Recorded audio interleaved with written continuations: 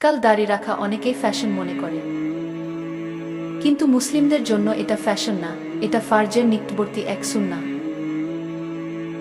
রাসূল সাল্লাল্লাহু আলাইহি ওয়াসাল্লাম বলেছেন, তোমরা দাড়ি বড় করো এবং গোঁফ ছোট করো।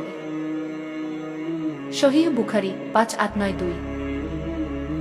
দাড়ি রাখা মানে শুধু চেহারা পাল্টানো না, বরং এটা হৃদয়ের তাকওয়ার প্রকাশ। দাড়ি রাখলে মানুষ বলে, ভাইটা মুসলিম কি?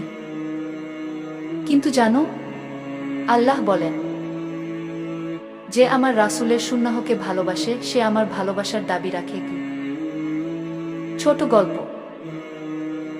আমিন নামের এক ভাই ছোটবেলায় দাড়িওয়ালাদের ভয় পেত, কিন্তু যখন বুঝল দাড়িওয়ালারা নামাজ পড়েন, মসজিদে যান, চোখ নিচু রাখেন, তখন সে নিজেও প্রতিজ্ঞা করল,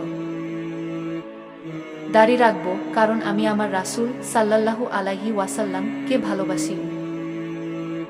আজ তার চেহারা বদলায়নি, তাকওয়া বদলেছে।